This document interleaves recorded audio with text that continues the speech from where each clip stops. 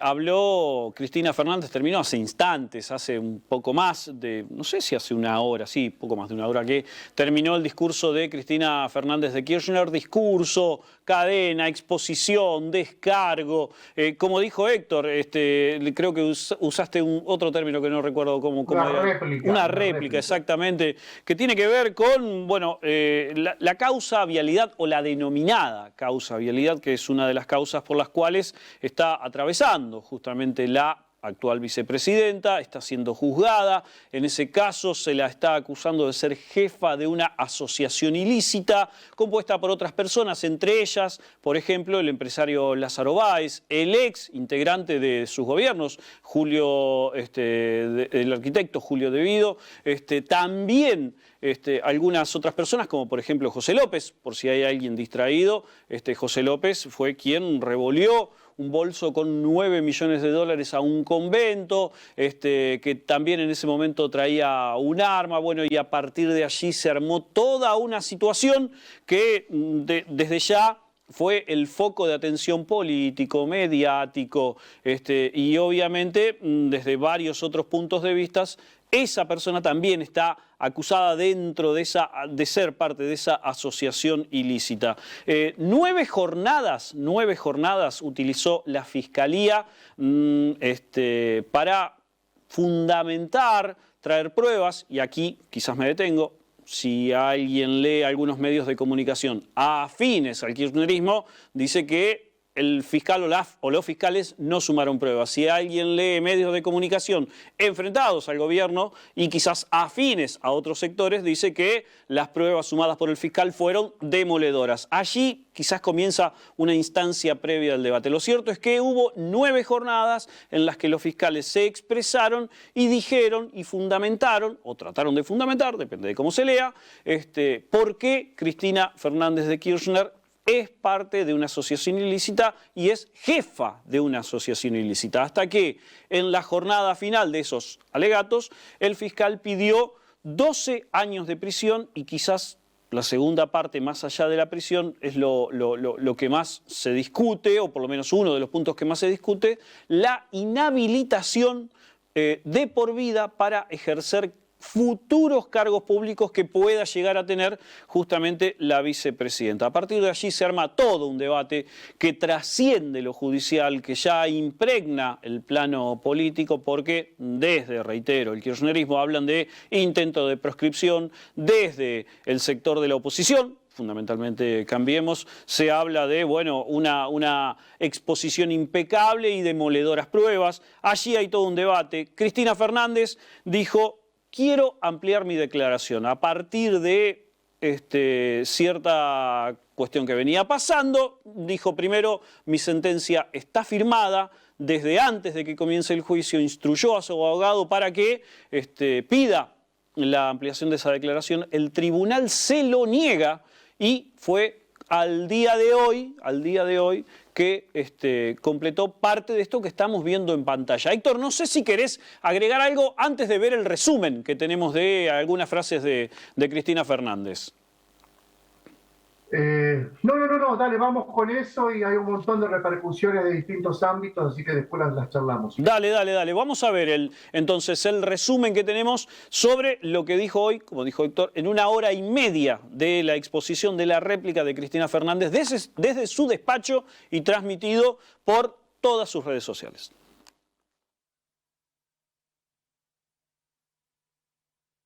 De la misma manera que los fiscales pudieron leer su guión durante 9 jornadas, me hubiera gustado poder también hablar frente al tribunal. No es la primera vez que sucede, ¿eh?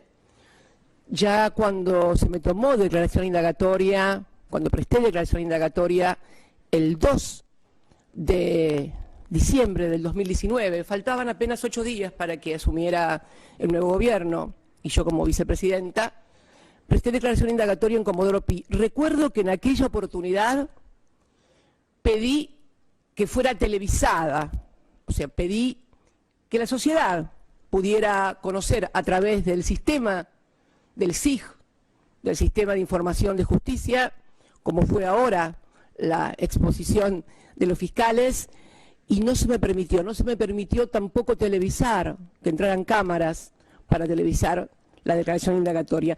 No debía sorprenderme porque, tal como dije en aquella oportunidad, la sentencia ya estaba escrita. Y empieza el juicio con esta construcción sobre precios, rutas no hechas, rutas inexistentes, o sea, empieza el juicio con esta ficción que relataron durante 5 días, los fiscales, en lo cual yo estuve sentadita en Comodoro Pi, escuchando durante 5 días ese tipo de acusaciones que no eran acusaciones, eran una ficción, un guión, y bastante malo, por cierto, además de falso. Bien, empieza el juicio. Nada, absolutamente nada de lo que dijeron fue probado, pero no es que no fue probado y entonces, bueno, hay dudas, no solamente no fue probado, sino que además se comprobó que era exactamente al revés de lo que decían. Y lo pudimos ver a partir de los testimonios de los propios testigos que fueron citados por el Ministerio Público Fiscal. Todos los testimonios propuestos por los fiscales Mola y Luciani, bueno, finalmente colapsaron. Entonces, ¿qué pasa? Durante todo este lapso, después voy a subir a la red también para que puedan ver la cobertura que le daban Clarín y La Nación, las dos naves insignias del lawfare, prácticamente no cubrieron nunca el desarrollo del juicio. Durante casi 3 años ni aparecieron, fundamentalmente lo cubrieron 2 diarios, Ámbito Financiero, con una periodista siempre la misma, Sofía Karam, y otro, Raúl Colman, de Página 12. Ellos ni aparecían por el juicio ni lo seguían, solamente seguían con titulares que no tenían que ver con lo que estaba pasando con la realidad. Bueno, hasta ahí un resumen de algunas frases. Obviamente no hay todavía tanto material procesado y al que podíamos acceder. Esto ocurría mientras también procesábamos parte de la producción del programa y obviamente los minutos y el tiempo hicieron que casi se pisaran, digamos, el horario de finalización con, bueno, el horario de comienzo de nuestro programa. Lo cierto es que hablábamos con Héctor antes o durante, mejor dicho, el discurso. El nivel de entramado, el nivel de relaciones sociales que describió, que expuso Cristina Fernández es bastante increíble. Para mí, Héctor, es como un mundo inalcanzable, nombres, círculos de poder o esferas de poder. Era un mundo que se puede describir por lo menos desde mi parte. No me imagino que cualquier mortal pueda acceder a esos círculos de poder. Bueno, es también describe un poco la clase dirigente sindical, gremial, empresarial y política de un momento que fue el 2013, 2014, antes también. Hasta 2016, creo. ¿Cómo? Hasta 2016, creo. Hasta el 2016, exactamente, que no es muy distinta a la de hoy y que no fue muy distinta a la matriz del macrismo, en términos de relaciones entre poderes. Después las gestiones políticas, si fueron un poco más o menos cercanas a la gente, yo no tengo dudas que las de Néstor y Cristina han sido muy superadoras respecto a la de Macri en ese sentido. Hay que decir que, por lo menos, y sí, vuelvo a decir de mi parte, el mundo de relaciones sigue siendo el mismo. El bloque de poder sigue siendo el mismo. Los empresarios, los funcionarios de las gestiones de los distintos gobiernos, algunas primeras líneas, otras segundas líneas, los empresarios de la patria contratista. Cristina tuvo su Lázaro Báez, mejor dicho, Néstor tuvo su Lázaro Báez, pero Macri tuvo su Calcaterra y su Caputo, que al mismo tiempo hacían negocios con José López, a quien vos muy bien referenciabas, que es el que arrojó el bolso con $9 millones hacia el interior de un convento y además se cayó con un bolso con una ametralladora. Sí. En aquel entonces, creo que fue en el 2016. Digamos, ese entramado al que te referís, no sé si es muy distinto hoy, Sergio. No sé si hay otros actores, y mirá que ha corrido agua bajo ese puente, no sé si los actores son diferentes, incluso no solamente por el talante a la hora de hacer negocios, sino los nombres de esos actores que forman parte de ese núcleo de poder al que vos te hacías referencia, que es inalcanzable. Uno pareciera indicar todo que siguen siendo los mismos, si no son los mismos, son los hijos de aquellos del 2008, 9 hasta el 2016, o siguen siendo los familiares, o siguen siendo las manos derechas de aquellos que hoy quedaron muy expuestos. Y fíjate vos el presente que tiene para aquellos que no vieron la transmisión, que hay que decir como un pequeño asterisco, que la transmisión tuvo en promedio 57.000 personas viéndola solo por el canal de YouTube de la vicepresidenta Cristina Fernández de Kirchner. Imaginemos que hay en el país 2.000, 3.000 medios de comunicación que levantaron de ahí la transmisión. Hubo 50.000 personas o más que directamente fueron a la fuente directa a escuchar y ver a Cristina, más todo lo que posibilita y replica los medios de comunicación masivos en la República Argentina. Cierro ese paréntesis solamente para indicar la relevancia que tuvo esta exposición, que es, hay que generar esa expectativa y hay que sostener esa expectativa durante 1 hora y media. Si apenas fluctuaba ese contador que te permite ver cuántas visitas online hay en vivo en una transmisión, te digo que habrá bajado 500, habrá oscilado entre 500 y 600 y eran más o menos 53.000 personas en promedio en esa 1 hora y media. Lo que te decía, para quien no la vio, Cristina Fernández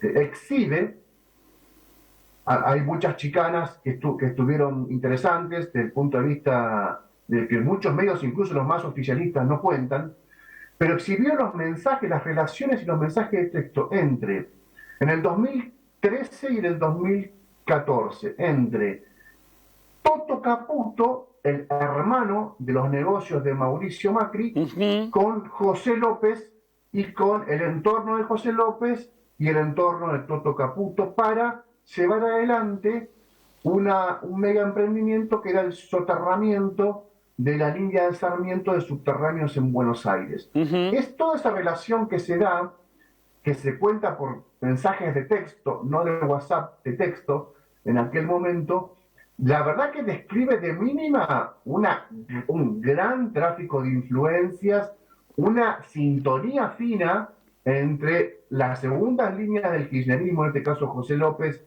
y el nombre de los negocios Toto Caputo, perdón, Nicky Caputo, Nicolás Caputo, Nicky Caputo, Toto es el de la deuda externa, y que y Cristina dijo, bueno, efectivamente a mí me toman como la jefa de la asociación ilícita y todo este mundo de relaciones se le escapó a los fiscales. Esto no lo vieron. Ellos mismos pidieron que se traiga esta información a este expediente de otra causa, a este expediente de vialidad, y ellos se la saltearon o se hicieron los onzos.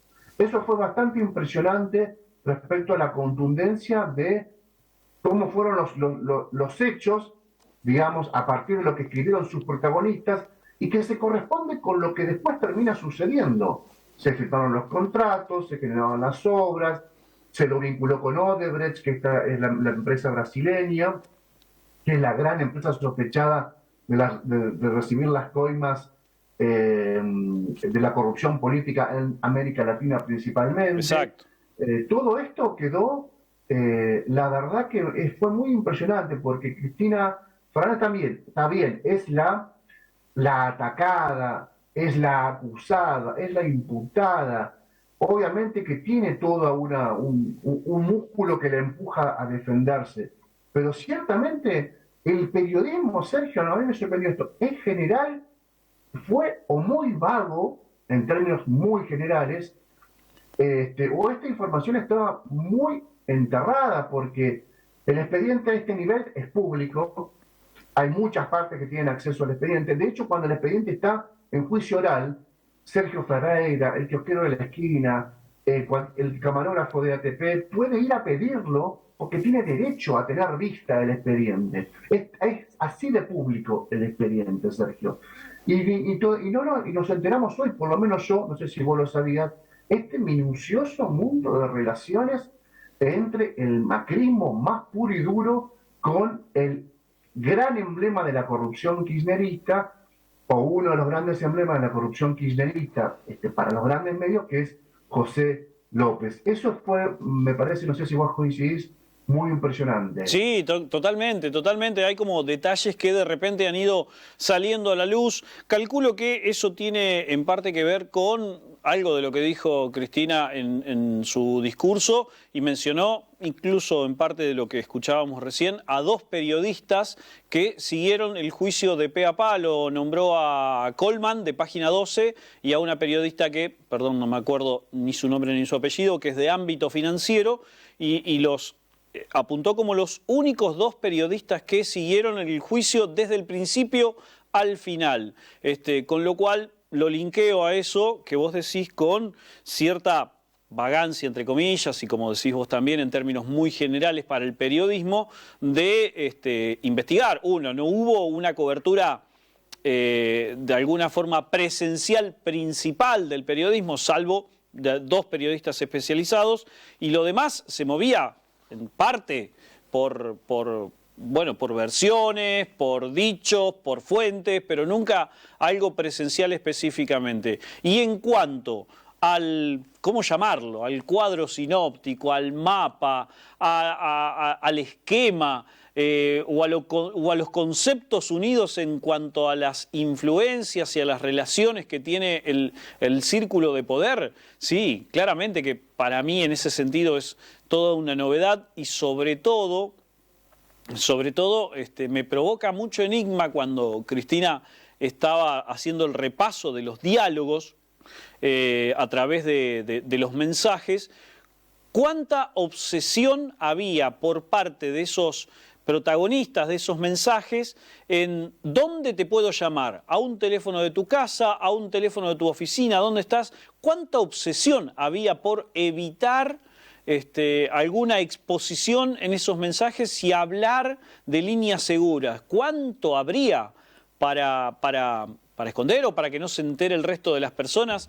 Estaba claro que esos protagonistas eran conscientes de que sus diálogos podían llegar a escucharse, que podían llegar a tener materia prima informativa, por llamarlo de alguna forma, o materia prima de data, que podría interesarle a distintas personas y por lo tanto habría que cubrirla. Eso me generó muchísimo enigma. Y sí, vuelvo a decirlo, el mapa, el concepto, la situación de vincular distintos lugares o distintos ámbitos dentro del kirchnerismo, dentro del macrismo puro y duro, y que tenían vínculos, bueno, es asombroso. Y en ese sentido, a mí me parece, esto es una visión sumamente personal, Cristina como que le devolvió allí la pelota, por llamarlo en términos futbolísticos, al macrismo cuando dijo sobre esto: si ustedes o evitaron seguir tirando de esta piola, porque si seguían tirando de esta piola iban a aparecer ustedes los macristas. Específicamente lo planteó en esos términos. Y obviamente, bueno, fundamentó ya sobradamente el contacto entre López, Caputo y un empresario Gutiérrez, que no recuerdo el nombre de pila. Exacto, sí. Sí, hizo una descripción de lo que sería lo que hoy se considera el gran panóptico de la anticorrupción, de Comodoro Pi, de jueces y fiscales valientes, todos con unos intereses, así como los hay de un bando, podríamos decir, todos con intereses del otro lado del mostrador. Máiquez, Bonadío primero, Luciani ahora, el hijo de Máiquez, que es Máiquez camarista, y Máiquez, el hijo, es fiscal. que fue el fiscal de la causa de vialidad también, que en un momento le dice, estaba el chiquito Mike también ahí cuando me tomaron la indagatoria, Sí, Cristina, el chiquito.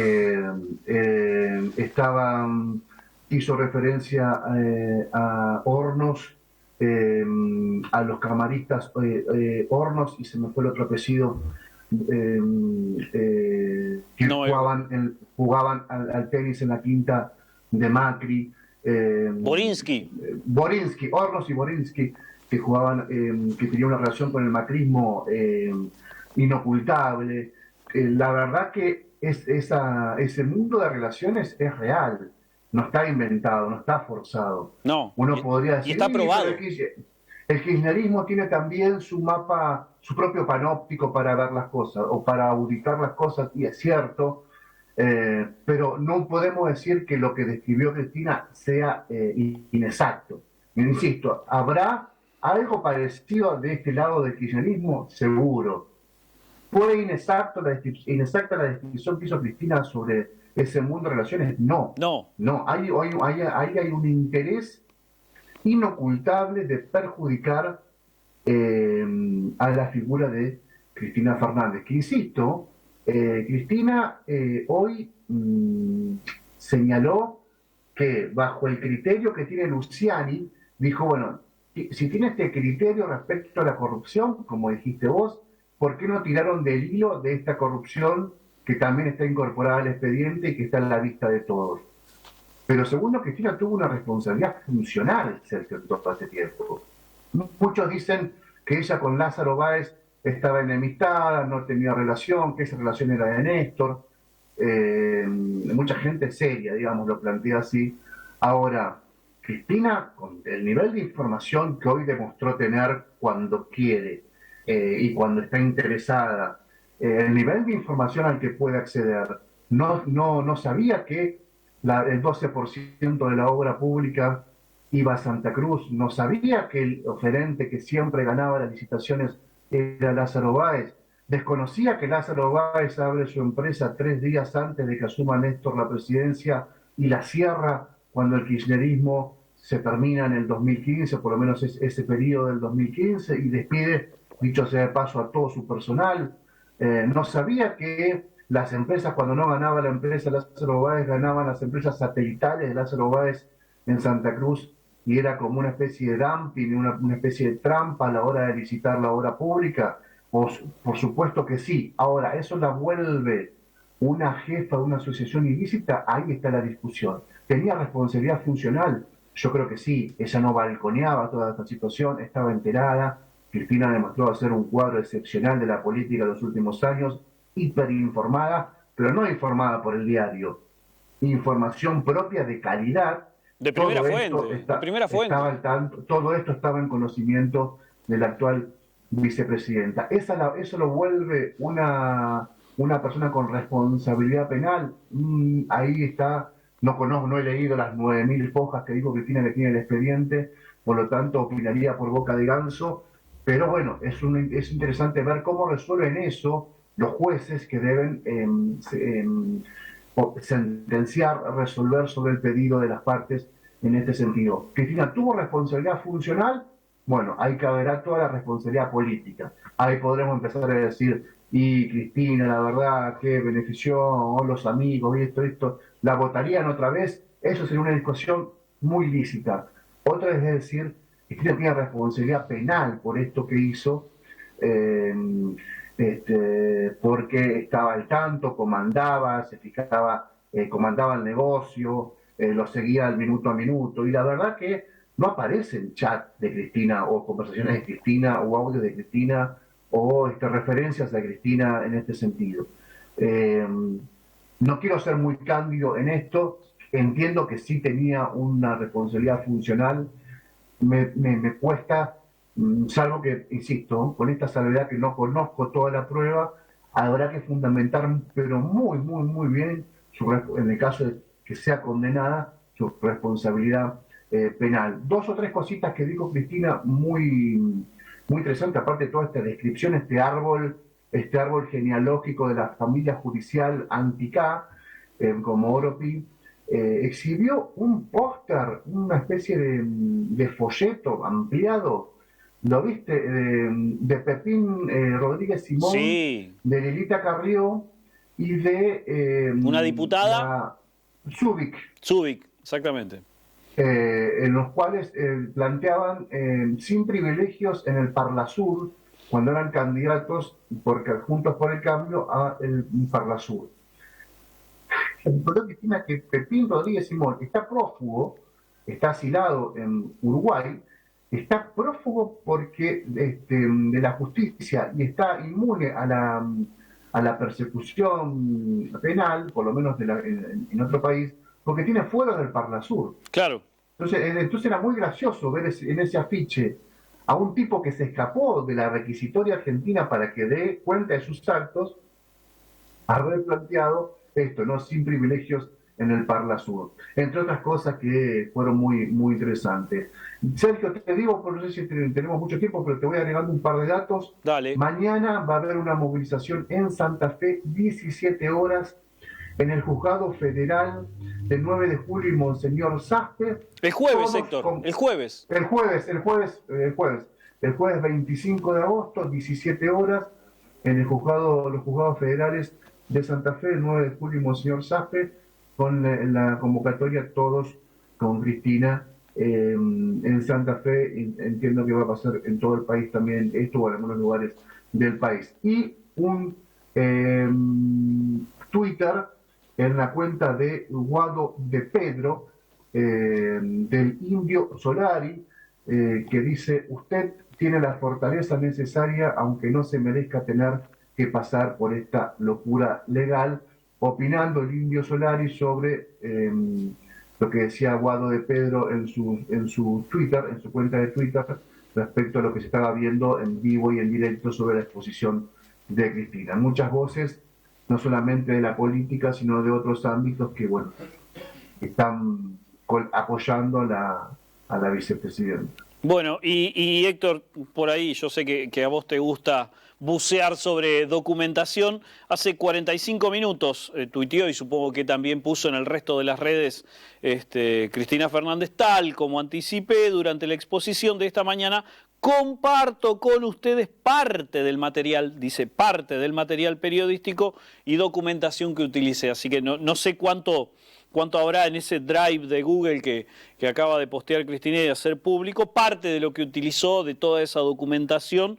Pero bueno, aquellos que les gusta bucear sobre datos y documentación, bueno, seguramente ya se estarán entreteniendo. Pero no sabía lo del indio. Mirá vos, también tuvo ahí una participación a través de las redes sociales. Bueno, parte de la repercusión de lo que dejó hoy esta réplica, como dice Héctor, de Cristina Fernández, al no poder hacerlo por impedimento del tribunal, que justamente está juzgando parte de este juicio que la tiene acusada como jefa de asociación ilícita. Héctor, ¿cómo sigue la causa? ¿A fin de año se conocería algo concreto en esta situación, con el devenir de toda esta serie de trámites judiciales que todavía faltan? Y todo depende de los recursos que se presentan de acá en adelante. Habitualmente, cuando son los alegatos, existen lo que se llaman las réplicas de las partes, que el tribunal puede o no hacer lugar. De hecho, en Bolsa Fe de Valores, de la causa que es bien santafesina, cuando el fiscal Suárez Faisal por primera vez pidió la absolución de las empleadas de la firma Terrosini, terminaron todos los alegatos y los querellantes pidieron hacer una réplica sobre ese alegato. El tribunal dijo que sí, que los habilitaba, y hubo una réplica. Habitualmente, cuando se resuelve la cuestión de los alegatos, en muy pocos días resuelve el tribunal la parte resolutiva y algunos días después publica enteramente los fundamentos, que son mucho más largos, pueden tener fundamentos de hasta 500 páginas. Claro. Pero la resolución es solamente para no dilatar tanto la respuesta judicial en una causa, se hace casi inmediatamente. Acá me imagino que va a haber recursos en el medio, no lo sé, Sergio, cuánto se puede demorar, no debería ser mucho, aparte por por los protagonistas. Recordemos además que Cristina no puede ir presa. No. Porque está parada por los fueros parlamentarios, pero fíjate, a diferencia de Santa Fe y del senador Trasferri, Cristina está, un fiscal le pidió un monto de pena y un tribunal puede o no hacer suyo el pedido del fiscal, condenándola o no. Pero fíjate hasta qué instancia llega una vicepresidenta, y en Santa Fe no puede llegar a ponerse ni a derecho un legislador que está acusado de ser jefe de una banda dedicada al juego ilegal. Sí, tal cual, es un buen paralelismo. Pero bueno, ahí está, seguramente vamos a seguir hablando de la causa vialidad, seguramente vamos a tener más repercusiones prontamente, y en lo que queda de la jornada escucharemos a través de los medios nacionales, a través de las redes sociales, a través de distintos canales de comunicación, todas las voces oficialistas y opositoras que seguramente, reitero, en el resto de esta jornada se expresarán.